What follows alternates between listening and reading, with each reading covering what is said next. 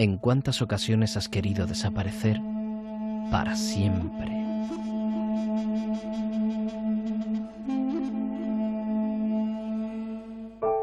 Pero por suerte, mañana volverá a amanecer y el nuevo día puede traer consigo un mejor enfoque de tu situación. Piensa en positivo. El momento es ahora.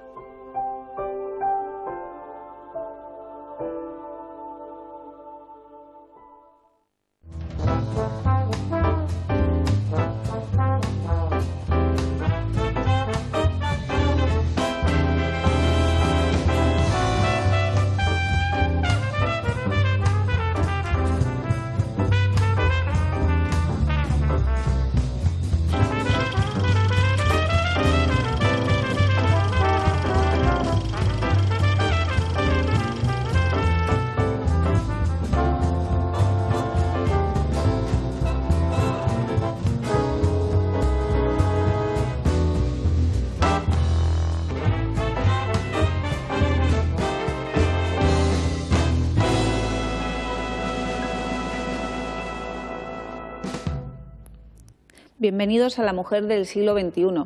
¿Recuerdan ustedes aquellas épocas en las que muchos españoles emigraban con la familia o en algunos casos solos a otros países para intentar buscarse la vida y en muchos casos volver a España años después y poder comprarse su casita y tener su vida? Hoy en día la situación económica que estamos viviendo los españoles lleva a que muchas mujeres y hombres tomen esa misma decisión y busquen en otros mercados laborales la posibilidad de desarrollar su carrera o al menos de subsistir.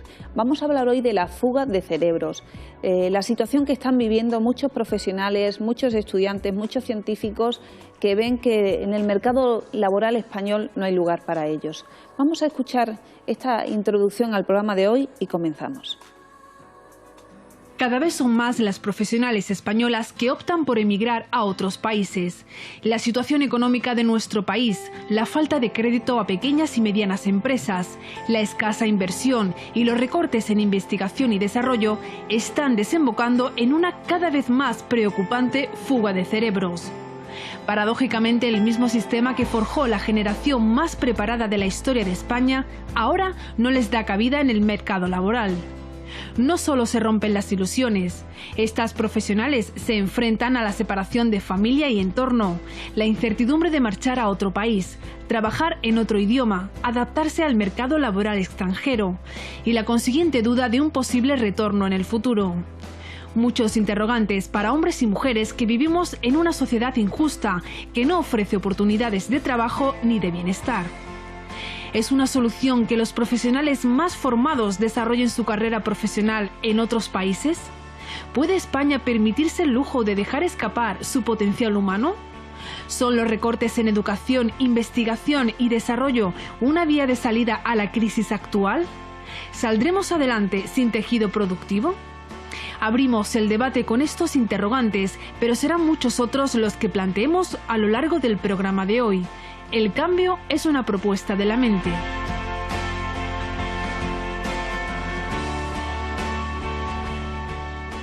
No cabe duda de que cambiar siempre es necesario. No existe la idea, la posibilidad de que tal y como vivimos se vaya a eternizar. A pesar de ello, es cierto que tenemos que plantearnos cuáles son los cambios necesarios de cara a vivir, como decíamos antes, en sociedades justas, donde exista la posibilidad de desarrollarse como persona, de tener un trabajo, de tener una vida digna.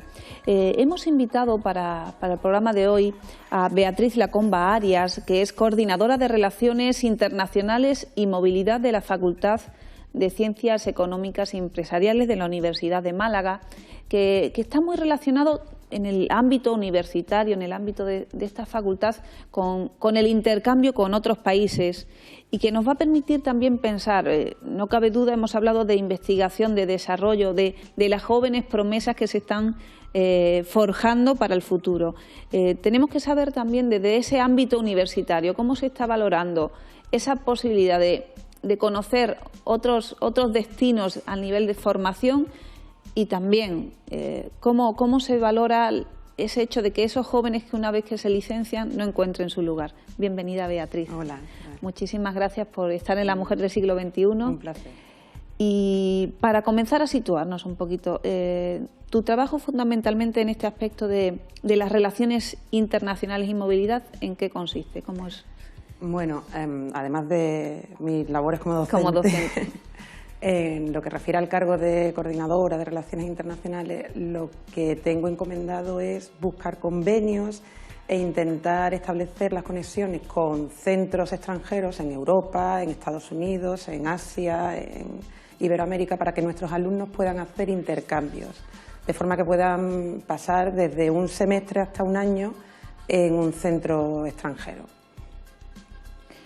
También existe lo que son las becas Sócrates. ¿Sí? El Erasmus, la movilidad internacional, pues engloba lo que casi todo el mundo conoce más, que es la movilidad Erasmus, que es en países europeos y que solo pueden realizar una vez durante su vida de estudiante, solo se puede ser estudiante Erasmus una vez, pero pueden compaginarlo con otro tipo de movilidad internacional, bueno, y movilidad nacional, pero movilidad internacional pueden ir a hacer una estancia en Asia, en Corea, tenemos ahora mismo alumnos, en Iberoamérica, en Canadá, y además eso pueden hacerlo todo a lo largo de su vida como estudiante, de su vida académica. De hecho, tenemos alumnos que han hecho todas, han sido Erasmus, han ido a Corea, han ido a Iberoamérica y han ido a Canadá, todo, han aprovechado todo. ¿Y qué aporta esa posibilidad de estar en otros países, de formar parte digamos, de la formación en otras universidades?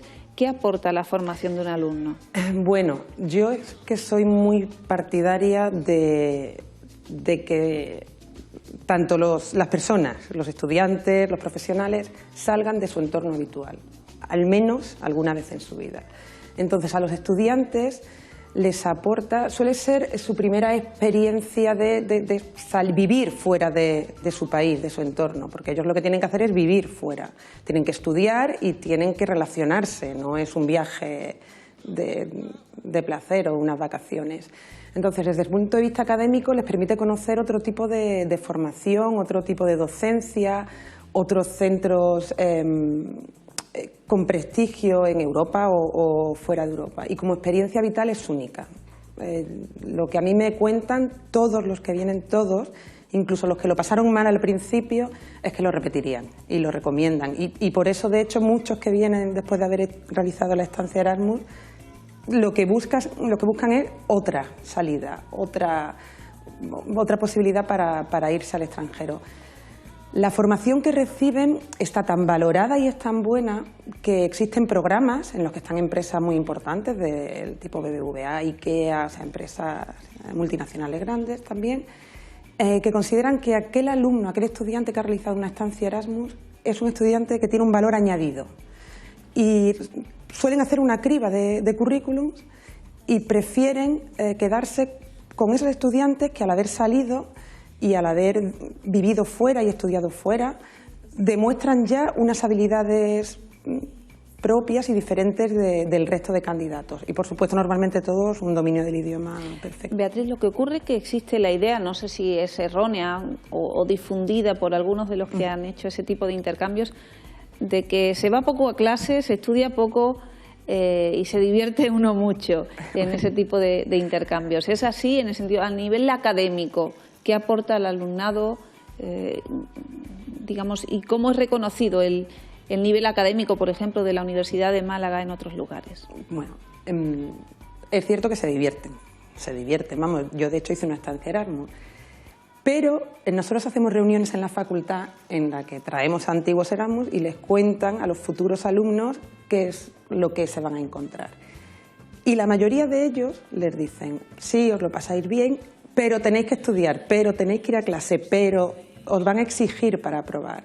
En la mayoría de los países con los que nosotros tenemos convenios y en la mayoría de los centros con los que tenemos convenios, por ejemplo, las facultades les exigen a los estudiantes ir a clase y les suelen tratar igual que al resto de alumnos.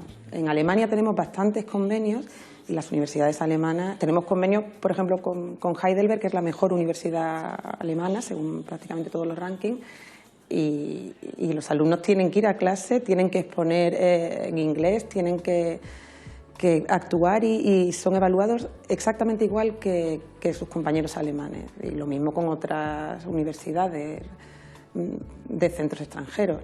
Lo que ellos notan, académicamente les vienen todos muy satisfechos, porque es cierto que en Europa la forma de docencia sí es todavía sensiblemente diferente a la española. Hay mucha tendencia a la práctica, mucha tendencia a la resolución de casos prácticos y quizás está un poco más enfocado a lo que se van a encontrar después, en el entorno laboral en el que van a desarrollar. Porque aquí en España vemos como que las facultades, las universidades, te forma mucho a nivel académico, a nivel de estudio, pero que existe poca conexión con el mercado laboral y se suele decir que una vez que te licencias es cuando aprendes verdaderamente a desarrollar tu profesión. Suelen decir eso y seguramente todavía es así, pero yo creo que está cambiando mucho en España. Nos hemos dado cuenta de que el mercado laboral demanda una serie de competencias a sus graduados que algunas de ellas las tienen que adquirir en el entorno académico, en la universidad. Otras es cierto que no se adquieren nada más que trabajando en el lugar o en tu ocupación, pero sí está cambiando ya un poco el enfoque. En el resto de Europa y en el resto del mundo quizás ya tienen más asimilada esa idea. Estaba comentando también, porque escuchamos hablar de intercambio con otros países, de realizar alguno de los años académicos allí. Has comentado países que no nos llegan generalmente a oídos de los demás, el hecho de Corea, países asiáticos o Latinoamérica. Están siendo mercados emergentes económicamente, no cabe duda, y también en ese sentido académico resulta viable, es posible, positivo. Sí. Los alumnos, cuando van a realizar una estancia en el extranjero, firman con el centro, con nosotros y con los diferentes centros de la universidad, un contrato de estudios. Es decir, ellos van a realizar una formación y se les va a reconocer aquí por créditos para su graduación en España. En Corea nosotros estamos muy contentos. La Universidad de Málaga ha apostado mucho por las relaciones con Corea. De hecho, tenemos en el campus de excelencia, está el grado en estudios de Asia Oriental y tratan muy bien a nuestros estudiantes, muy bien. Y los alumnos que mandamos y los estudiantes que mandamos están muy contentos. Tenemos una niña nosotros allí, Paloma, que tiene un blog y va subiendo información, va contando y todos son buenas noticias. Existe mucho desconocimiento de los países asiáticos que sabemos que están creciendo a un ritmo muy importante también a nivel formativo y a nivel tecnológico. Es algo que nos perjudica el hecho de mirarlos con recelo, ese tipo de mercado, ese tipo de lugar como para desarrollar nuestra profesión. Yo me he encontrado que los alumnos cada vez tienen menos miedo a todo y más ganas. Tienen menos miedo y más ganas. Entonces, lo que no tienen es información, pero en el momento que les das la información, se la das bien, les explicas, por ejemplo, lo que ha pasado con Corea, ¿no? Yo hablé personalmente con Paloma, bueno, personalmente no, por teléfono, pero Paloma, ¿estáis bien? ¿Queréis venir? ¿Necesitáis algo? En la Universidad de Málaga, por supuesto, se puso en contacto con sus estudiantes y a través de los consulados y embajadas, y ellos estaban tranquilos, dicen que están bien y que no se venían y están encantados. Entonces, miedo no tienen. Y la formación, es cierto que son países emergentes, que tienen muy buena formación, pero nuestros alumnos nunca quedan mal, ¿eh? No, en general, nuestros alumnos dan la talla fuera. ¿Y alguno de ellos se ha quedado a trabajar o a terminar sus estudios allí? Yo me estoy encontrando ahora dos casos que cambian. Yo llevo como más de 5 años trabajando con las relaciones internacionales y me estoy dando cuenta de que los alumnos ahora empiezan a considerar la estancia como una aproximación al país al que van, con un intento de quedarse allí a trabajar si pueden. Hay mucha demanda, por ejemplo, de centros alemanes, de facultades alemanas y como una prueba, como voy a ver qué pasa. Eso como un reflejo de que se ve aquí muy negro el mercado laboral. Sí. No tienen miedo a eso, no tienen miedo a tener que quedarse o a tener que irse hasta ahora. Y luego sí tenemos alumnos y alumnas que se han quedado, que están viviendo, no muchos todavía, pero sí, en Canadá y en Alemania. Y bueno, y en Corea tengo otro alumno que dice que se queda allí. pero sí se queda. ¿Y lo consideras, desde tu opinión, como decisiones personales o decisiones necesarias? Es decir, que nos estamos viendo abocados a decidir ese tipo de cuestiones como una forma de subsistir, como una forma de prosperar, ya que en España no están las cosas muy fáciles. Pues Elena, yo creo que hay un poco de todo. Yo creo que la persona que no está dispuesta a salir, no está dispuesta a salir. Del que no tiene esa inquietud de conocimiento, la crisis le afecta, pero no por la crisis se va a ir, va a intentar, como sea, quedarse. Sin embargo, el estudiante que tiene la inquietud de conocer el mundo y que quiere trabajar y que no le importa tener que desarrollar su labor profesional en otro país, pues ahora tiene una vía con la movilidad internacional. Ahora nosotros cada año enviamos más de 200 alumnos, somos el centro que más envía de la universidad y ellos es que se les abren una serie de posibilidades, incluso si se quieren venir. Lo valoran. Teniendo tal vez referencia, supongo que tú tendrás más referencias que yo, pero un poco por el cine o por lo que conocemos de otras culturas, la cultura norteamericana sobre todo, es muy habitual pues que una vez terminados los estudios universitarios o incluso en la carrera profesional uno se tome un año y decida viajar a conocer otros países, sí. o incluso en Norteamérica. El hecho de dejar un trabajo y buscarte otro en otro estado, casi equivalente aquí en España a vivir en otro país. En España somos muy jóvenes aún en esa idea de movilidad, en la posibilidad de no desarrollarte en el lugar de origen. Estamos muy aferrados a la tierra, al lugar, a la familia. ¿Está cambiando todo eso? Está cambiando, pero seguimos siendo muy de lo nuestro, muy de si puedo no salgo de casa, de si puedo consigo trabajo aquí, de si tengo novio o novia pues nos quedamos aquí. Esa cultura nos falta todavía. ¿La falta de ambición profesional, tal vez? Yo creo que tiene que ver no tanto con la ambición profesional, sino con cómo somos.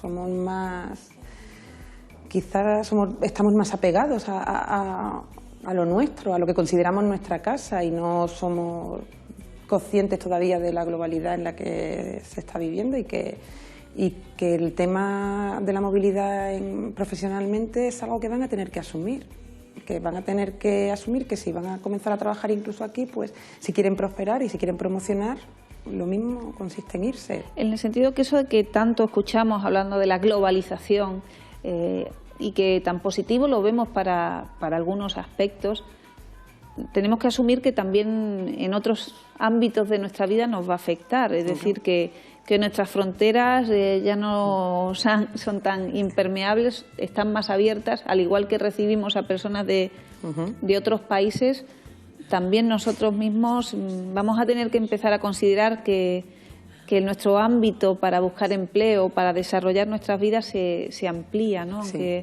Aunque eso suponga cambiar de mentalidad, de forma de pensar. Sí, yo creo que sí, eso, y le cuesta más eso a las mujeres que a los hombres. ¿Por qué crees que pasa eso? Bueno, ¿por qué lo dices? Quizá me he equivocado. A ver, yo creo que le cuesta más, esta es una opinión que igual no es políticamente correcta, yo creo que le cuesta más a las madres que a los hombres. Que la diferencia no está tanto en ser hombre o mujer, que yo creo que no la hay, sino en la situación familiar cuando implica a hijos. Yo creo que el hombre, y yo lo valoro, o sea, yo creo que hace bien, si cree que para mejorar él y su familia tiene que salir y estar fuera unos años, irse a Qatar o a Dubái o a donde tenga que irse y estar 3 años allí y luego volver, es capaz de hacerlo y además la sociedad lo valora como algo positivo, que lo hace por su familia. Cuando lo hace, no una mujer también, pero cuando lo hace una madre y deja a sus hijos y se va 3 años a un país, ni las mujeres ni las madres todavía están dispuestas a aceptar eso. No la piensan aún como profesional independiente de su función madre. No han diferenciado. Y entonces es como, ¿iba a dejar aquí a sus hijos? Que es un comentario que jamás se hace de un hombre que sale fuera, claro, de un profesional. Hoy mismo me comentaba, ¿no?, de el concepto de familia desestructurada, y era el hecho de que el padre no estuviera presente en la vida de esos hijos. Y en ese sentido uno podría pensar como desestructurada, pues una madre, una mujer que decide irse pues por las circunstancias profesionales o económicas a desarrollar su carrera a otro lugar. ¿Por qué tiene que ver eso con una desestructurización de la vida, de las necesidades que tengan esos hijos? Si hay otras personas que se ocupen de suplir esas funciones, es una estructura perfectamente establecida, independiente de las figuras humanas que estén presentes ahí. Y además es algo coyuntural, me refiero. Claro. Que si te vas a mudar de país, pues te mudas con tu familia, eso es evidente, pero si te vas 2 años porque te ofrecen un puesto laboral importante o te ofrecen un puesto que te implica viajar mucho y pasar mucho tiempo fuera de casa, pero te permite una proyección profesional, eso que en los hombres está tan valorado como... Y también en las mujeres también, pero en el momento en que esa mujer pasa a ser madre, ya es como... Nos encontramos que todavía hay no... ¿Y quién va a atender a los niños? Sí, ahí tenemos ese paso, yo creo que lo tienen dado en Europa sin problema. Y en Estados Unidos. Antes has comentado, Beatriz, que ves muy positivo que los jóvenes tengan esa posibilidad de intercambio, de estudiar en otros países, de ver cómo funcionan las cosas en otros centros formativos, en otro país, cómo conozcan y profundicen el conocimiento en otros idiomas. Si nos vamos al ámbito pues universitario, al ámbito ya profesional, muchos profesores se están viendo abocados debido pues a los recortes que se están produciendo. Cada vez se contratan a menos profesionales docentes, a muchos de los que están se les están despidiendo. Gente muy formada y que de alguna manera son el soporte de este desarrollo que ha vivido España durante estos últimos años. ¿Cómo valoras esas puertas cerradas de la economía, de la universidad, de estas nuevas políticas que estamos viviendo? Y si valoras como positivo que esa gente tan provechosa y tan importante para una sociedad como la española tenga que decidir irse a otro país a trabajar. Pues no, o sea, no. Si tenemos gente valiosa y aprovechable, pues vamos a aprovecharla. Yo sí conozco los casos en la universidad, sobre todo, que es donde más me muevo, de profesores, lo que se llama profesor acreditado por la Agencia Nacional de Evaluación del Profesorado. Son profesores que tienen acreditada su formación y su capacidad, y ahora mismo las puertas de las universidades están cerradas en España. Y se están planteando irse, vamos, se van. Se van porque tienen que trabajar y porque quieren trabajar en lo suyo y porque son buenos además en lo suyo y se van. Pues es lo que hay ahora mismo. Es como un despilfarro, ¿no? En la introducción decían que vivimos en sociedades injustas, nos han puesto, ¿no?, la miel en los labios, que vayamos a la universidad, se han abierto universidades en muchos lugares. En Málaga, por ejemplo, existían algunas facultades, pero hemos visto un florecimiento. Casi de todo. Claro, un florecimiento de la posibilidad de estudiar aquí cerca de casa la carrera que uno quiere. Nos habían vendido que España iba a necesitar a esos profesionales, que iba a haber un importante desarrollo, pero ahora es como que todo se ha esfumado y todo para lo que hemos trabajado durante estos últimos años, como que no sirve, te tienes que adaptar a cualquier cosa o tienes que irte fuera. De alguna manera, ¿cómo reaccionamos frente a esas circunstancias? En el ámbito de la investigación, que queríamos crecer y estábamos creciendo y tenemos a profesionales excelentes y ahora se encuentran sin ningún tipo de financiación para esos proyectos. Pues yo creo que la única posibilidad de reacción es hacer lo que sabemos hacer, que es trabajar. Los que estamos trabajando, trabajar, porque no hay otra. Y los que no están trabajando, formándose. Yo creo que es fundamental la formación. Y los últimos estudios y los últimos datos de la EPA lo prueban. O sea, es verdad que hay unas tasas de paro elevadas y es verdad que hay tenemos mucho desempleo, pero sigue siendo menor en los más formados que en los menos formados. Entonces eso es una idea que tiene que Y es duro, porque decirle ahora a una persona que ha perdido su trabajo con 48 años y que lleva 3 años en paro y que se tiene que formar y que igual tiene que comenzar y que se tiene que levantar y seguir adelante, pues, pero es lo que hay que hacer. Lo que tenemos que hacer es trabajar los que estamos trabajando y formándose para poder trabajar los que no lo están haciendo. Y que nunca es tarde para eso y bueno, que Nunca. como bien dices, tenemos que seguir viviendo, seguir en la lucha a pesar de las medidas que cada uno de nosotros tengamos que tomar. Pues muchísimas gracias, Beatriz Lacomba, por estar aquí con nosotros. Gracias. Y tenemos a una persona al otro lado del teléfono porque, como estamos hablando, fuga de cerebro, fuga de mujeres profesionales que han decidido irse a otros lugares a trabajar. Tenemos a Adela Martínez Venegas, que es ingeniera electrónica y que está en Alemania. Bienvenida, Adela. Hola, buenas tardes. ¿Cómo estás? Bueno, coméntanos un poquito cuándo decidiste marcharte a Alemania, dónde estás residiendo allí. Pues yo vivo en Múnich y llevo aquí ya para 11 años en Alemania y la verdad es que decidí venir a Alemania porque mi empresa fue a buscar ingenieros allí, a Granada, a la universidad, y la verdad que el tema de lo del trabajo en puestos de desarrollo es una cosa que yo cuando me vine tampoco tenía mucha lección, o sea, y hablamos de hace 11 años. Es verdad que ahora está llegando muchísima más gente, está llegando a oleadas, la verdad, inclusive aquí en Múnich, pero que vamos, que es una cosa que viene ya desde hace mucho tiempo. Comentabas que de alguna manera vinieron a buscarte o vinieron a buscar a profesionales a la Universidad de Granada, España. ¿Cómo se valora en países, por ejemplo, como Alemania, que tanta referencia tenemos aquí y que de alguna manera es un mercado que resulta tentador para muchos profesionales? ¿Cómo se valora a los profesionales formados en España?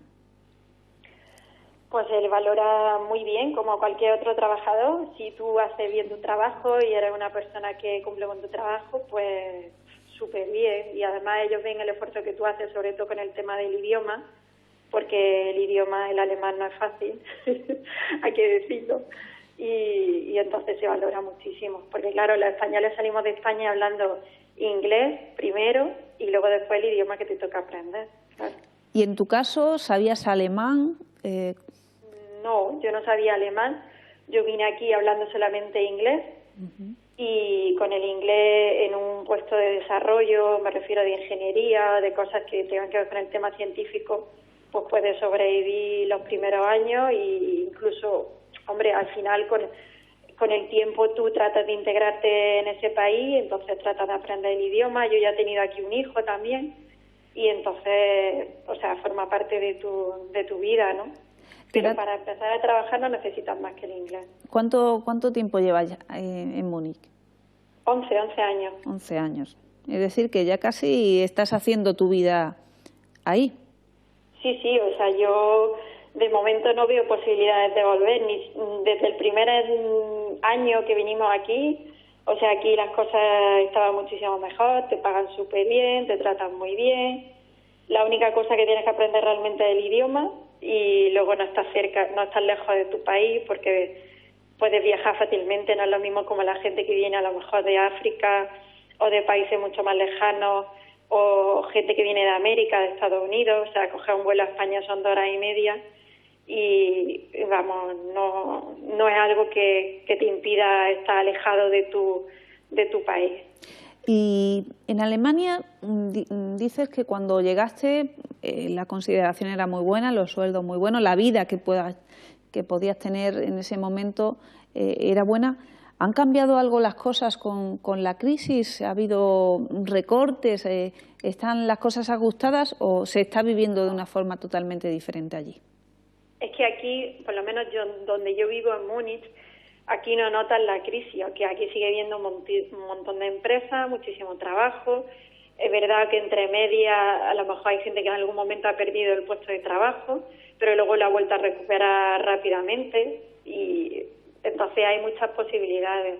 Y es verdad que ahora a lo mejor le está llegando más gente, sí he oído hablar que a lo mejor los contratos no son tan buenos, no ofrecen tanto dinero de primeras como cuando yo vine, pero lo que sí te puedo decir es que cada año automáticamente te suben el sueldo sin tener que discutir demasiado, o sea que por ahí sales ganando siempre. Y antes comentaba, llegamos, en plural, ¿con quién te marchaste a Alemania? Pues yo me marché con un grupo de españoles de la universidad y entre ellos estaba mi novio, que ahora ya es mi marido, y nada, y al principio, lógicamente, hacer mucha vida con españoles solamente, básicamente por el tema del idioma, y luego ya con el tiempo conoces gente de todos los sitios, el inglés se convierte en un idioma más frecuente en tu vida y a raíz de ahí el alemán. Y al final ya da igual en el idioma en que hables.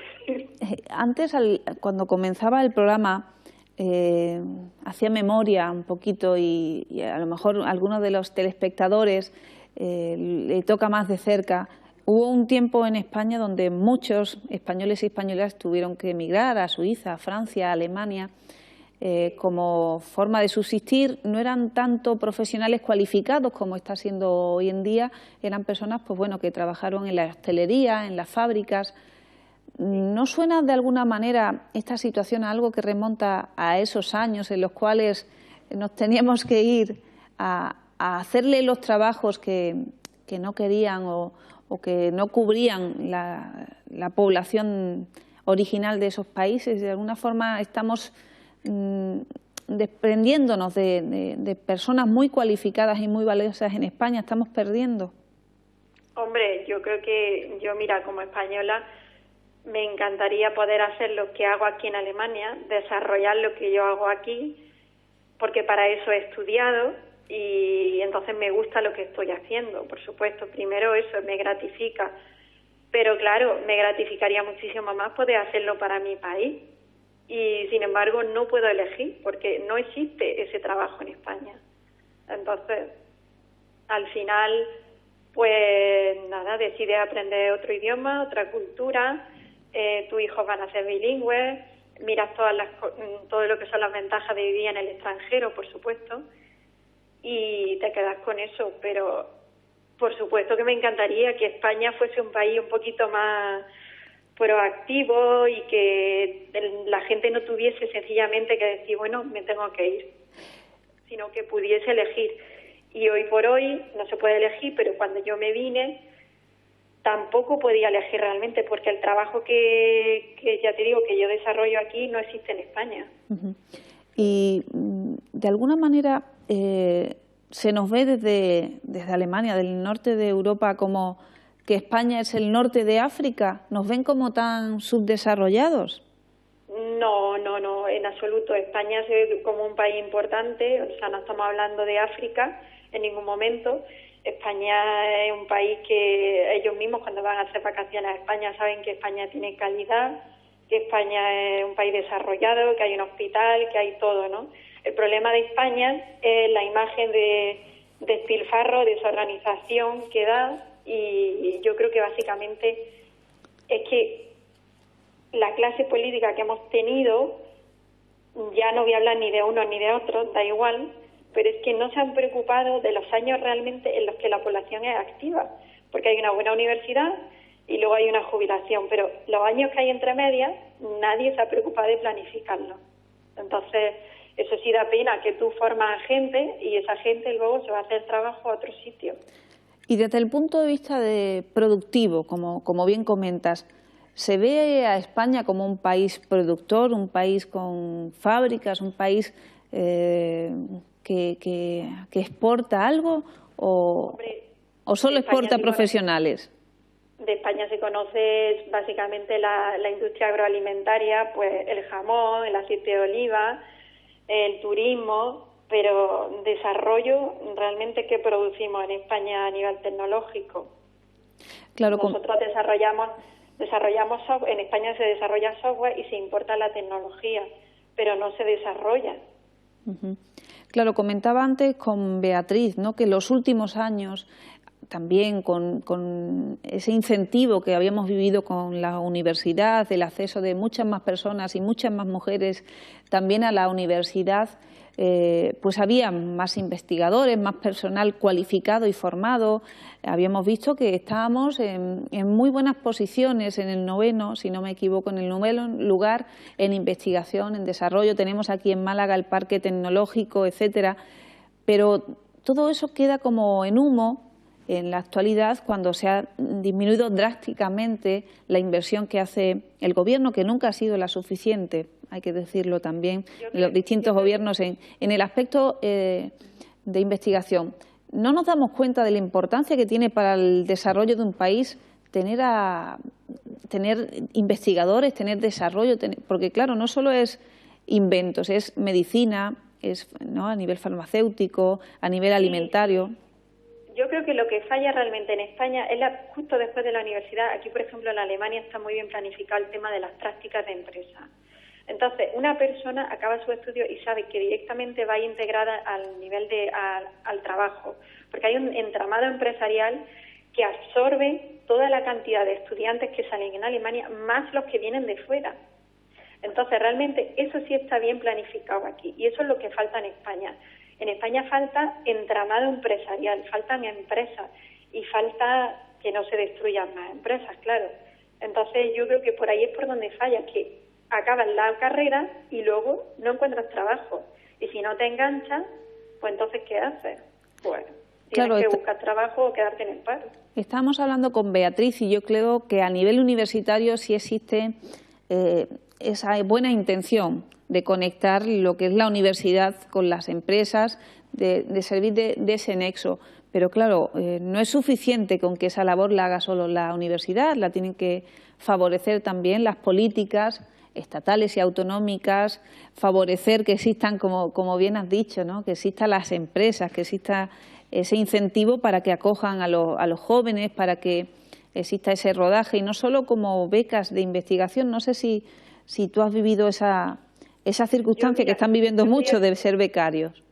Yo quería comentarte ese tema porque, mira, yo cuando me vine aquí, no había acabado todavía la carrera, entonces decidimos hacer prácticas de empresa. Como en España no existían o no te pagaban nada o te pagaban una miseria, pues entonces decidimos buscar en el extranjero y encontramos prácticas de empresa en la empresa que justamente fue también a buscar estudiantes allí a España. Yo trabajo en Infineon, se llama la empresa.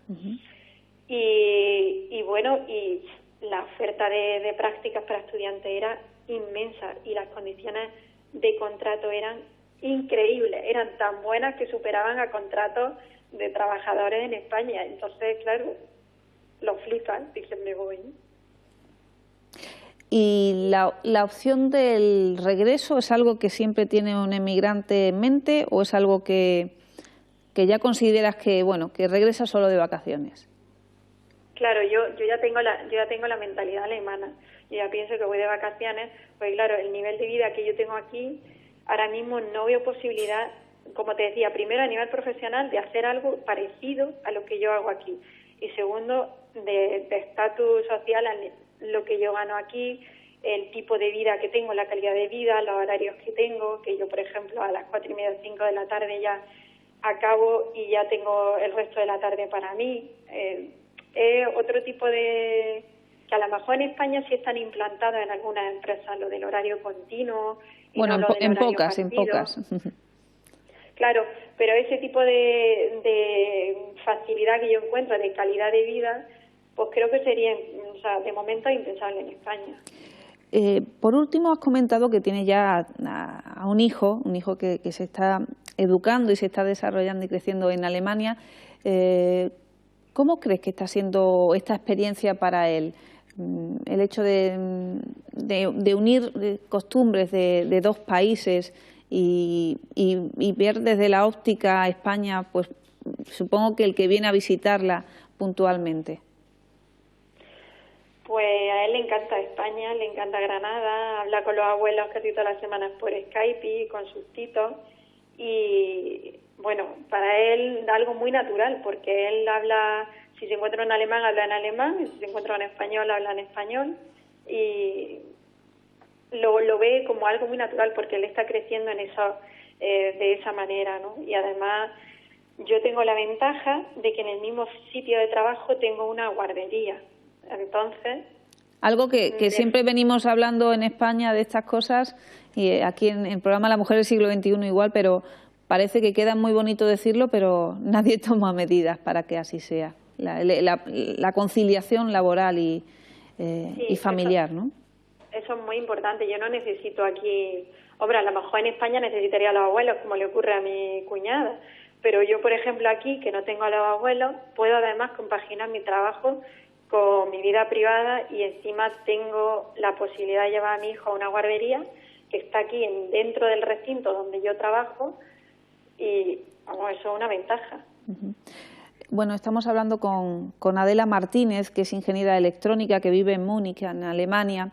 Nos comenta lo positivo en ella de su vida laboral en ese país, de que por el momento no puede regresar a España, y también nos comentaba Adela, ¿no?, que el hecho de que los profesionales tengan como única opción en muchos casos irse fuera, pues también es un empobrecimiento para el desarrollo de nuestro país.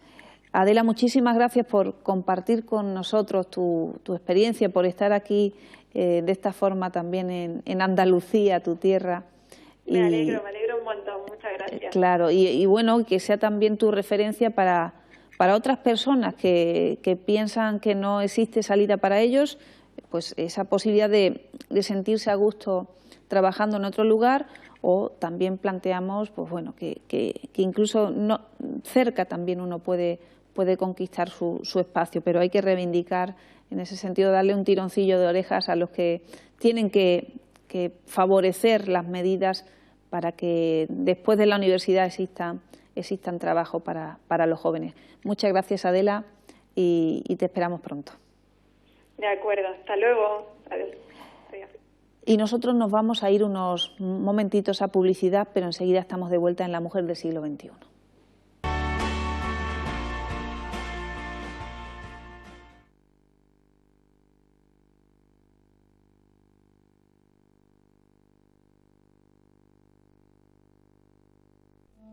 ¿En cuántas ocasiones has querido desaparecer para siempre?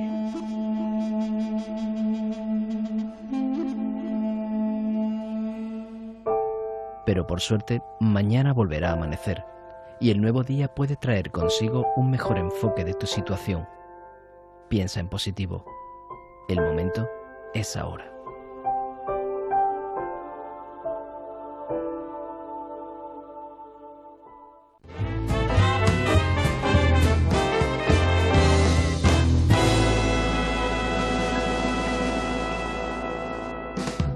Nosotros vamos a pensar en positivo, aunque estemos hablando de la fuga de cerebros o de los profesionales y sobre todo mujeres que encuentran poco espacio en el mercado laboral español actualmente y deciden irse a otros mercados extranjeros a poder desarrollar sus profesiones.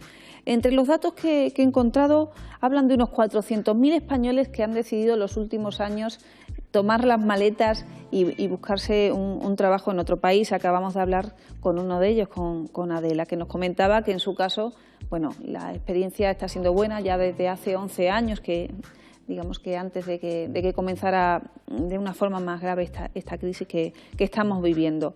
Algunos de los destinos más habituales son el Reino Unido, Francia, Alemania, Bélgica, Estados Unidos. Ahora se está abriendo también para muchas profesiones, sobre todo la ingeniería, el campo de Latinoamérica, que como sabemos está siendo uno de los destinos emergentes, con economías gestionadas por otro tipo de políticas también, donde se está primando la educación, la cultura, la salud, en contraposición a políticas más europeas, donde la idea es más bien recortar y contener el gasto social.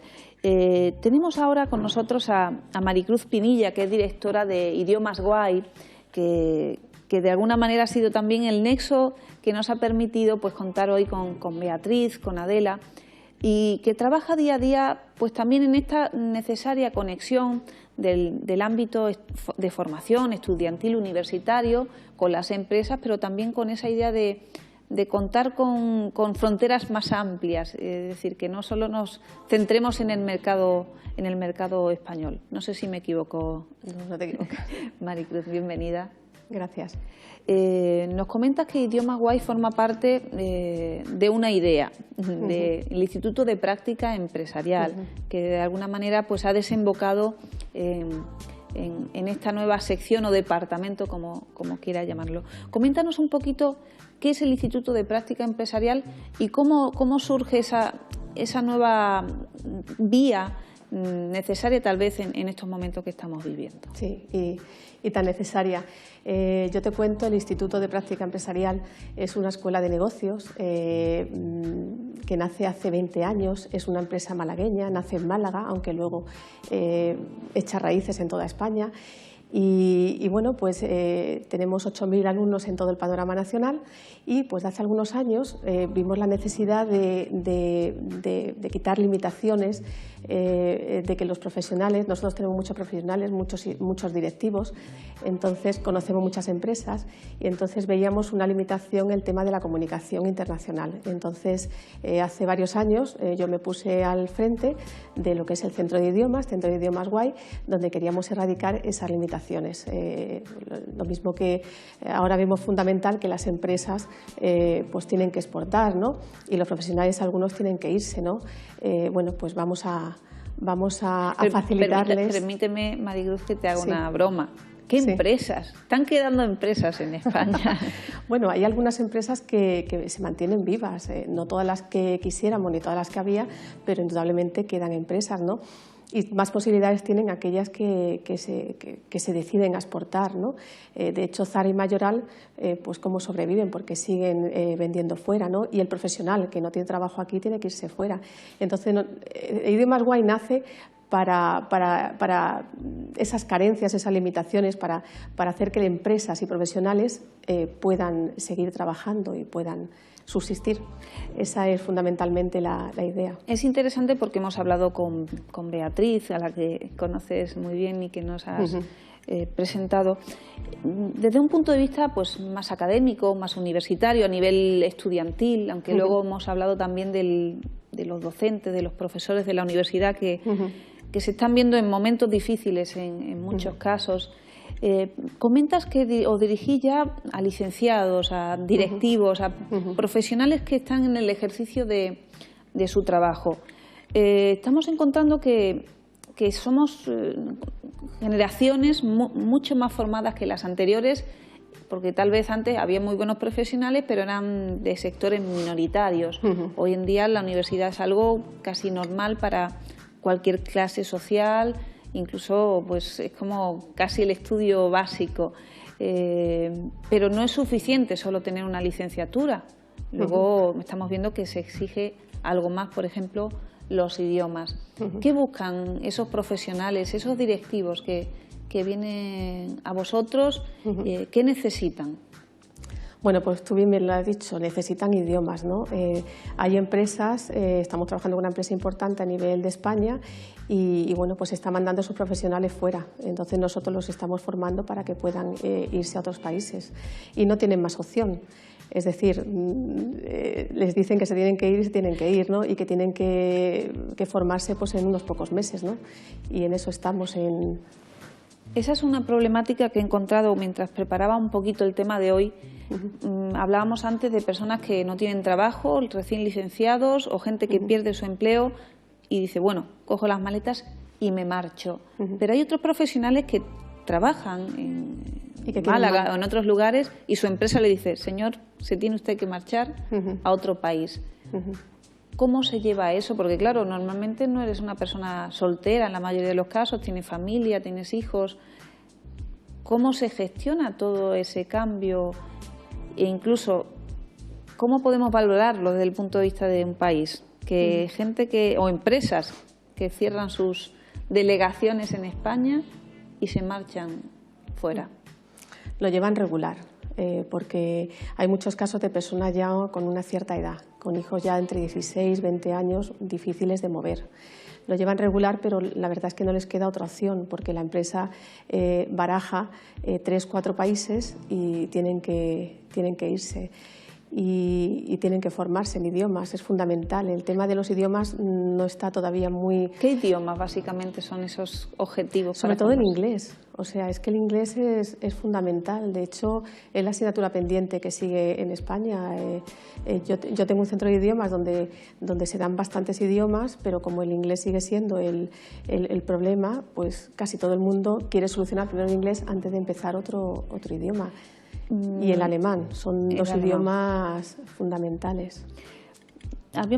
Hoy en día la idea del bilingüismo está más extendida también en los centros de educación primaria, pero los niveles, por ejemplo, de inglés que se impartían, sobre todo en nuestra generación, ¿no? En el colegio, en el instituto, ¿es suficiente para luego desempeñar un trabajo o era un poco contentarnos con esa idea de has aprendido inglés, pero luego no sirve? Ahora, ¿no? a lo que vivíamos nosotros pues en la década de los 80, los 90, esa formación que teníamos en la escuela, ¿es suficiente o no sirve para mucho? No es suficiente, o me sirve para algo, ¿no? Pero suficiente no es. Nosotros íbamos haciendo pruebas de nivel durante muchos años y todos los españoles, españolas que han estado estudiando inglés toda su vida suelen tener un nivel B1 en gramática y una 2 oral, siempre un nivel inferior en la parte oral. El tema oral es el gran hándicap nuestro y la auténtica problemática. Entonces, sí sirve en cuanto que gramaticalmente estamos más o menos formados, pero luego a la hora de hablar es un auténtico problema. Soltarse. Somos muy vergonzosos los españoles, hasta que no salimos una semana fuera no nos damos cuenta que no pasa nada. Entonces nosotros incluso desde el centro recomendamos a los padres que manden a sus hijos, aunque sea una semana, 15 días, para que se den cuenta de que no pasa nada. El tema oral es realmente... ¿Y en los jóvenes está siendo diferente? ¿Estáis viendo otro nivel, otra apertura hacia el hecho de hablar otros idiomas, viajar a otros países? Hombre, es fundamental porque ahora mismo yo creo que los jóvenes españoles han madurado muchísimo. Nosotros, nuestra experiencia dando conferencias en la universidad, vemos que hay una madurez, o sea, ya no es el universitario con ganas de divertirse, sino que ya hay una madurez en cuanto que están viendo las orejas al lobo y en cuanto que ya de por sí el primer empleo es complicado encontrarlo, piensan que ni siquiera van a tener la ventaja de encontrar ese primer empleo y que incluso no les queda más remedio que irse fuera, ¿no? Han madurado, están con mucha incertidumbre. La verdad es que la experiencia nuestra en la universidad, yo siempre empezaba las charlas con ¿sois felices? Para ver, ¿no? cómo está eso en la universidad, cómo están los jóvenes y realmente pocos levantaban la mano, ¿no? En la felicidad en el sentido más amplio, ¿no? ¿Qué relación tienes con la universidad? Porque justamente leyendo una de tus actividades en la universidad te conocí. ¿Qué función desempeñáis ahí?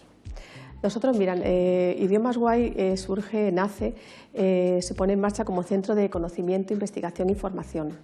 Entonces hay una parte... Qué bonitas palabras, sí, tan necesarias. Sí, la parte de formación es la que tenemos que dedicarnos para subsistir, para seguir adelante, pero luego hay una parte que es la que más me gusta, que es el tema de investigación y de conocimiento, ¿no? De investigación porque, bueno, no paramos de analizar cómo está Málaga para ver qué necesidades de idiomas hay, ¿no? Y en el tema de conocimiento, que es una pata importante, es el trasladar el know-how de la escuela hacia los estudiantes, ¿no? Detectamos que realmente no tienen más remedio que irse, detectamos que podríamos ir allí y contarles todo lo que tienen que saber para irse a Reino Unido, y lo hemos hecho también con Alemania. ¿Y cómo se prepara alguien que se va a marchar a vivir por corta o larga estancia o incluso a desarrollar su vida, como es el caso de Adela? ¿Cómo se le prepara? Bueno, se puede preparar ahora mismo las tecnologías, la información está en todos lados, ¿no? Realmente no es difícil. Lo que pasa es que los jóvenes, pues bueno, pues cuando preguntábamos que si sabían cómo empezar a buscar o cómo, pues realmente están un poquito perdidos. Hay que mirarlo todo, hay que mirar bueno, pues los aspectos legales, a qué puestos pueden acceder. Digamos que ahí el tema de idiomas pues es es muy importante, ¿no? Evidentemente, los universitarios entre primero y último año de carrera sin experiencia quieren irse fuera para practicar el idioma. Los únicos puestos a los que pueden acceder es a restauración. Incluso en los otros países la restauración pues también tiene sus dificultades, ¿no? Porque los mismos personas del país pues también quieren acceder a esos puestos, ¿no? O sea que no es tan fácil. Hay muchos que se tienen que volver porque realmente no han encontrado un empleo. Duran un mes, mes y medio, se les acaba el dinero y tienen que volver. Circunstancias diferentes a la emigración, como decía antes, de los años 60, 70, pero también complejas en algunos casos. Vamos a seguir hablando con Maricruz Pinilla, pero vamos a ver la sexualidad femenina de hoy.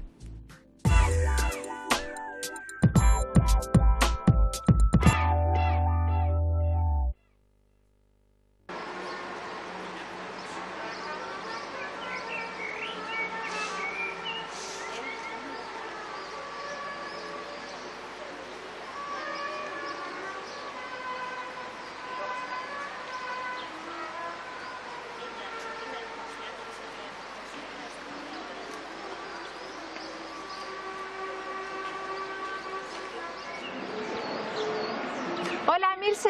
Hola, ¿qué tal? Muy bien. Muy bien. ¿Dónde vas? Pues he quedado con mi marido, que vamos a tomar algo. Ah, muy bien. ¿Y qué haces aquí tan sola? Oye, ¿por qué nunca te casaste tú? ¿Es que tú no lees los periódicos? Sí. ¿Qué parte? Me hiciste una pregunta. ¿Qué pregunta? Me preguntaste por qué no me casé todavía. Ah, sí. Eso. ¿Por qué no te casaste todavía? Porque generalmente los matrimonios resultan relaciones donde el hombre es un hijo de puta y la mujer una loca. Bueno, no será para tanto, ¿no? Bueno, déjame que desarrolle. Sí, por favor, te lo pido. Ella dice, esto es un nido de víboras. Él dice, ella es como una víbora en el nido. Ella dice, no quiero vivir con una puta. Él dice, no quiero vivir con una puta. Son dos idiotas, pero él le gana siempre. Le muestra un poco de dinero y ella se rinde. Amor mío, le dice ella. Chúpame las tetas, amado mío. Entierra en mí la locura de todos tus amores. Vengo a liberarte de tu maldad. Él se pone furioso porque no entiende nada y le pega. Le da una paliza que la deja bizca de un ojo. Ay, la policía maltrata un poco más todavía a la mujer maltratada, haciéndole preguntas indecentes, y encima al hombre le regalan 2.000 euros. Él se arrepiente y le quiere chupar el coño, como si eso fuera un regalo. Ella ahora lo escupe francamente a la cara. Y él agarra un látigo y en esta ocasión le pega y le dice, ¡loca de mierda! Ella, agonizando en la cama de un hospital cualquiera, llega a murmurar, ¡hijo de puta! ¡Hijo de puta! La asistente social de la policía persigue a la pobre mujer maltratada hasta el hospital,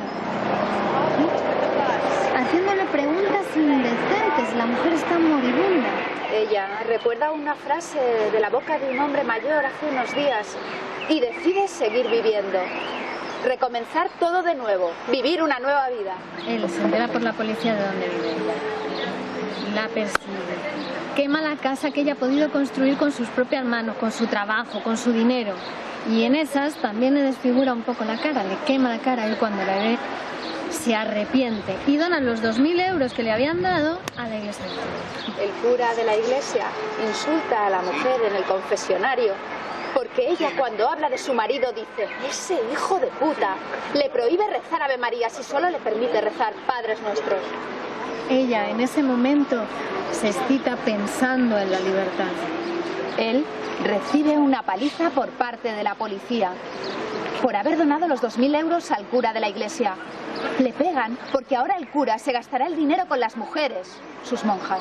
Ella le cura sus heridas y sufre un poco con su dolor.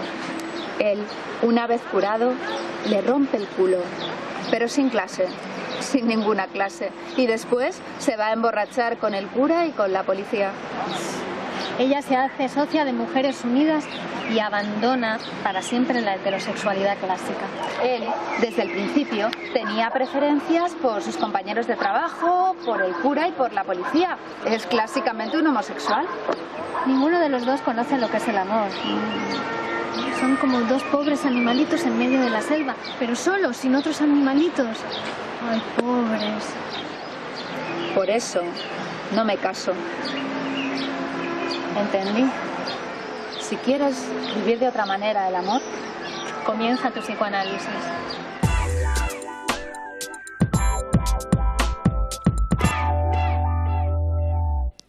Bueno, hemos visto la sexualidad femenina, el capítulo de hoy, donde planteamos que hay otras relaciones de pareja posibles más allá de esas situaciones dramatizadas, como hemos visto en nuestras actrices de hoy. Estamos con Maricruz Pinilla, de Idiomas Guay, hablando de fuga de cerebros, de la importancia de la formación de idiomas, y también supongo que ha habido un aumento del número de alumnos y alumnas por motivo de estas circunstancias económicas actuales, que no solo son circunstancias económicas, son circunstancias sociopolíticas, una forma de pensar la gestión de los recursos humanos en nuestro país. Comentaba antes que en otros lugares las políticas priman sobre todo las necesidades de los ciudadanos, del pueblo, priman su educación, priman sus condiciones de vida, entendiendo que al fin y al cabo son la mano de obra que va a permitir que esos países trabajen, produzcan, ¿no? Comentaba antes con Adela cómo falta de alguna forma en nuestro país pues esas industrias, esas empresas que generen riqueza y que generen puestos de trabajo, ¿no? Y es necesario también que cambiemos y que los ciudadanos y las mujeres, que tanto estamos aquí hablando de la revolución femenina, pongamos nuestra voz y exijamos que se ejerzan otro tipo de políticas, que no permitamos que se escapen nuestros profesionales. No sé cómo consideras ese hecho de que alguien no elija irse fuera a trabajar, sino que se vea obligado por las circunstancias a ello. No sé qué opinas al respecto, Manu. Yo creo que más que hablar de verse obligado o de poder elegir o no elegir, yo creo que en estos momentos lo que prima y lo que la persona debe aspirar es a ser feliz, ¿no? A encontrar la felicidad. Esa felicidad pues tiene una parte importante en el tema profesional, ¿no? Si para alcanzarla hay que irse fuera, pues hay que irse fuera, ¿no? Hay veces que pues la mujer, uno de los dos se queda en paro, el otro también, tienen hijos. Lo que estamos viendo es que la mujer, por ejemplo, en el 2010, las tasas más altas en edades de mujeres es que se iban, eran entre los 20 y los 38, ahora se ha abierto la horquilla y llega hasta los 42. O sea que ya estamos hablando de otro tipo de profesionales que se van fuera, ¿no? Hay que verle, como tú bien has dicho al principio, hay que verle la cara positiva a las cosas, ¿no? Yo creo que ahora las mujeres, cuando no tienen otra opción y se pueden ir la pareja con los niños, pues incluso lo ven positivo en el sentido de que los niños ya pues se traen el idioma, ¿no? Porque lo he vivido en amigos y familiares, ¿no? Entonces yo creo que hay que ser positivo y hay que pensar que si en este momento toca, pues hay que irse y no pasa nada. Y si eso va a permitir que podáis sustituir, que se pueda sobrevivir y que la familia pueda tirar para adelante, pues yo creo que es lícito que lo hagamos. Claro, y de alguna manera hay que seguir viviendo como venimos viendo en el programa de hoy. Has visto que, y las cifras lo dicen, ¿no? Cada vez hay más mujeres trabajando en el mercado laboral, cada vez hay más mujeres formadas en la universidad, mujeres directivas, que es un poco el público objetivo los clientes objetivos que tenéis vosotros. Pero ¿qué papel tiene la mujer en este sentido a nivel profesional, a nivel de valorar esta posibilidad de marcharse a otro país? Son cada vez más las féminas, las profesionales que toman las maletas, como veíamos en las imágenes antes. Yo creo que, como bien te he dicho antes, digamos que la horquilla se ha abierto y que ya estamos hablando de no gente universitaria en cualquier edad o en cualquier curso, sino que estamos hablando ya de personas que son profesionales, que han trabajado aquí, que tienen una experiencia, que están muy cualificadas, que pueden tener cursos de especialización, que pueden tener máster, que pueden tener idiomas y que yo creo que el papel de la mujer, y además te puedo comentar que lo he visto en la universidad, es diferente. Ya no hay impedimentos de otro tipo, sino los mismos que los hombres. Es decir, somos independientes, estamos muy capacitadas, estamos bien formadas y entonces es cuestión de motivación y de decir me lanzo. Lo que pasa y me voy. Que estamos viendo eso a ciertos niveles, pero en otros sentidos y sin casi darnos cuenta, pese a los logros conquistados, en el sentido de tener una cuenta bancaria, de tener la posibilidad de sacarte el carnet de conducir, de tener un trabajo, de divorciarte, de decidir al fin y al cabo sobre tu vida, lo que quieres hacer, estamos viendo que solapado con estas circunstancias actuales se están intentando desmontar ciertas conquistas en el aspecto familiar, en el aspecto económico, en el aspecto formativo, de logros que son al fin y al cabo los que sin darnos cuenta nos permiten pues a muchas de nosotras tener la vida que queremos y no vivir circunstancias que vivieron muchas de las mujeres anteriores que formaron parte de la historia. ¿Crees que de alguna manera estamos demasiado calladas ante estas circunstancias, ante esta involución en algunos derechos, ante estos cambios a veces legislativos o a veces simplemente con el hecho de que exista una ley y no exista el aporte económico o la posibilidad de llevarla a cabo, nos estamos quedando un poco ocupándonos simplemente de subsistir y olvidándonos de que también tenemos que hablar y que defender y que seguir el camino de esas mujeres más luchadoras? A ver, yo creo que vivimos una evolución bastante buena. A mí me cogió una época de recursos humanos donde se valoraba mucho el talento y de pronto se produjo la catarsis, ¿no? y todo se paró. Yo creo que vamos a volver a lo de antes, ¿vale? Simplemente es un stand-by en ciertas cosas que yo creo que ahora mismo casi, y me atrevo a decir, que no tienen demasiada importancia cuando la gente lo que quiere es terminar el mes, llevar sus niños al colegio, que lo ha llevado siempre, y bueno, tampoco hablamos de muchos lujos, pero por supuesto llegar a fin de mes. Yo creo que no se ha alzado ninguna voz o no estamos alzándonos, porque yo creo que hay cosas ahora mismo muy importantes, pero no creo que se haya perdido lo que tanto ha costado y a lo que tanto hemos llegado, ¿no? Yo creo que no se va a perder, yo creo que volveremos a lo que habíamos llegado antes, ¿no? Estoy completamente segura. Yo creo que ahora es una etapa que evidentemente llevamos ya muchos años con la crisis, no sé cuándo va a acabar, pero indudablemente tampoco vamos a tardar muchos más años. Entonces, cuando esto empiece el engranaje y empiece todo a moverse, yo creo que estaremos ahí y que todo lo que habíamos avanzado volverá a ponerse en su sitio. Pasa que es peligroso esa idea que uno inocentemente puede llegar a tener, de que lo que se tuvo una vez se vuelve a conseguir fácilmente. En psicoanálisis decimos que primero está la necesidad y después está el deseo. El deseo es lo propiamente humano. Comer es una necesidad y es casi como alimentar el animal que hay en todos nosotros. Tener un lugar donde guarecerse es otra necesidad. Esas cosas tienen que estar cubiertas para que uno luego pueda pensar más allá, pueda pensar en tener un coche o tener un coche mejor, tener un trabajo mejor, subsistir o tener educación para tus hijos. Es decir, lo que permite evolucionar como persona y evolucionar la sociedad. Y estamos moviendo en muchos casos a ese campo de la necesidad, donde muchas personas no van a volver a tener en su vida el mismo estatus que habían tenido antes, porque habríamos visto, digamos, ciertos cambios estructurales y sociales en los cuales, bueno, pues uno podía tener una carrera profesional y podía vivir bien pese a provenir de una familia pues sencilla, de trabajos obreros o de familias sin ningún antecedente de estudios. Pero se está haciendo cada vez más difícil el acceso a la universidad. Veíamos la semana pasada como en la entrevista con una diputada nos comentaba, en la entrevista me comentaba una madre que se encuentra con una situación que su marido, con el que no está muy bien y del que no se puede separar por estas circunstancias, tenía que elegir a cuál de sus 2 hijos enviaba a la universidad porque no podía pagar las 2 matrículas. Y claro, hoy en día las becas están recortadas, las ayudas están cada vez más difíciles y más escasas, y las que se están dando casi son para poder comer o quedarse, ¿no? o mantener tu casa.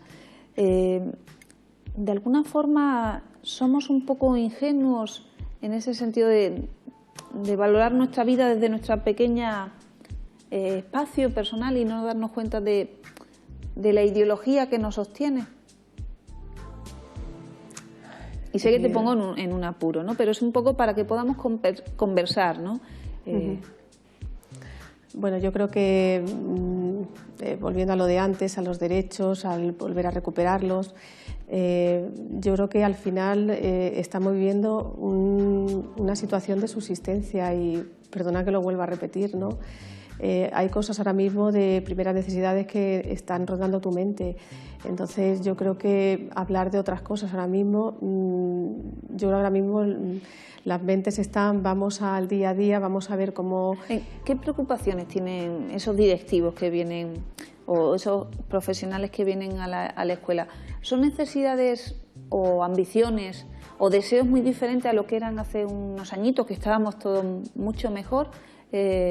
Porque dices, subsistir, ¿no? que al menos mantenga mi trabajo, ya no digo mis empleados, es como una pobreza al fin y al cabo en el pensamiento. Pues mira, es casi muy básico. O sea, yo estoy viendo directivos que pasan por la escuela muy preocupados, echando muchas horas y estando ahí al frente del puesto de trabajo porque saben que lo pueden perder, esforzándose a unas edades ya, bueno, que no son tan jóvenes y yendo muchas horas a estudiar idiomas, aunque no sea apetecible el llevarse su familia fuera.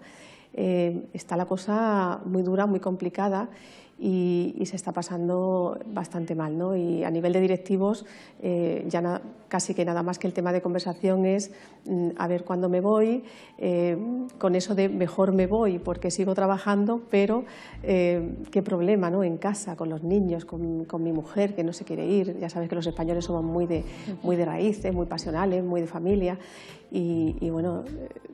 Yo la verdad es que tengo conversaciones muy duras y son muy difíciles, Entonces, sabes que a veces hablar de otras cosas es que casi que el monotema es siempre el mismo, ¿no? El cuándo me van a mandar fuera, cuándo voy a poder volver. Mi mujer ahora pues dice que no.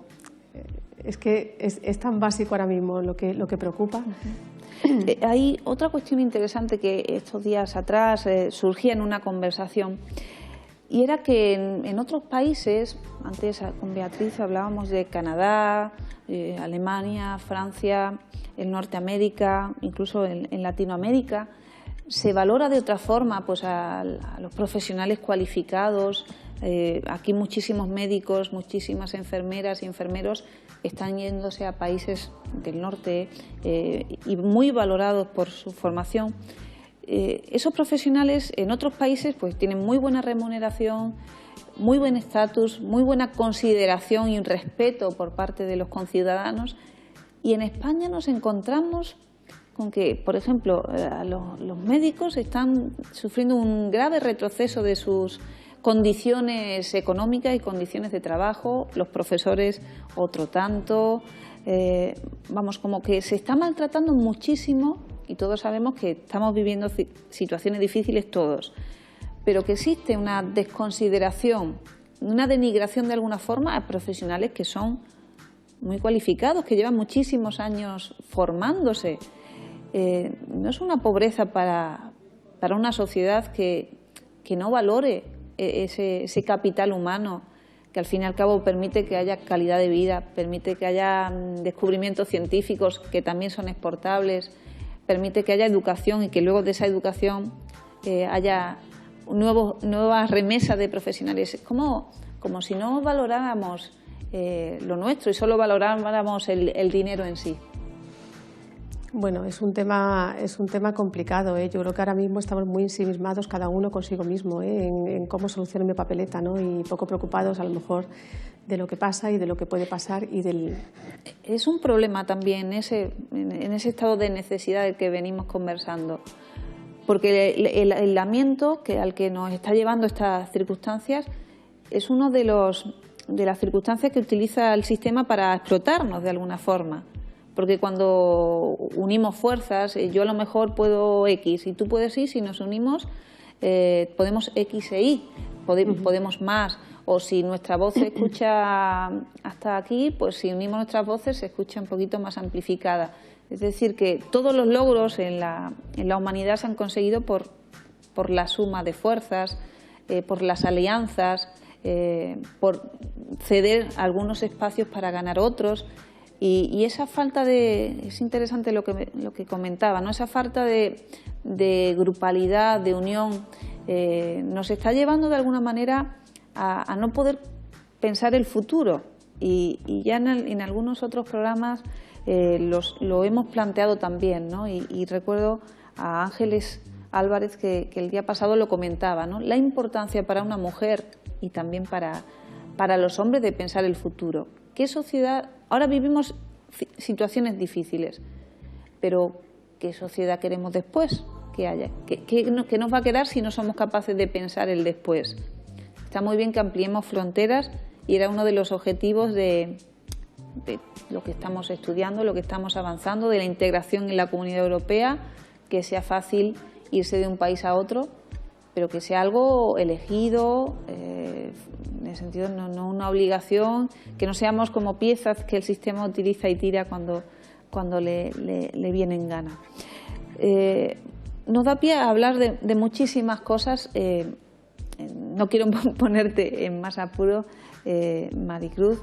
Sí, estoy encantada de poder haber conversado contigo, conocer también que muchos profesionales están valorando la importancia de los idiomas. Algunos eligen exportar, sumar otros mercados a su trabajo, a sus empresas, y otros se ven abocados a ello por estas circunstancias. Esperemos que todo ello sirva para que de alguna manera sepamos gestionar todos estos cambios que estamos viviendo y que en el futuro, pues bueno, que haga que seamos un poquito más grandes, como que pensemos más en que el mundo es más nuestro y no que vivamos en malas condiciones y tengamos que hacer como muchas personas que nosotros hemos recibido estos años, ¿no? Viniendo de Latinoamérica o de África, porque no podían subsistir en sus países, ¿no? Esperemos que no pase eso que ha pasado en esos países y que al menos esa idea de que crisis es oportunidad lo tomemos en cuenta y que sepamos también, ¿no? Trabajar en los aspectos en cada uno de nosotros, la ideología, tomar las medidas, como decían Alejandra y Virginia en el vídeo de sexualidad femenina, ¿no? Con psicoanálisis es posible pensar el matrimonio de otra manera, pero también pensar el trabajo, pensar la formación, pensar el gobernar de otra manera que es tan necesario. Muchas gracias, Maricruz, por estar con nosotras, porque no se nos fugue el cerebro y trabaje a favor nuestra. Y les espero a los telespectadores para la próxima semana, en la que vamos a hablar de mujeres, unas histéricas. Recuerdan ustedes que tantas veces se nos ha tachado de locas, de histéricas, de neuróticas. Pues en un programa de psicoanálisis como es este, vamos a desmontar ese falso mito. Les espero la próxima semana. Muchas gracias.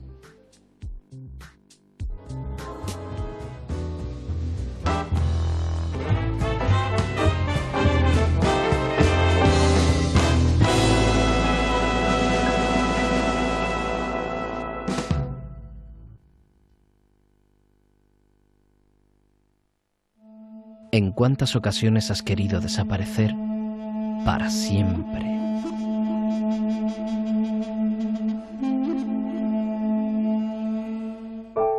Pero por suerte, mañana volverá a amanecer y el nuevo día puede traer consigo un mejor enfoque de tu situación. Piensa en positivo. El momento es ahora.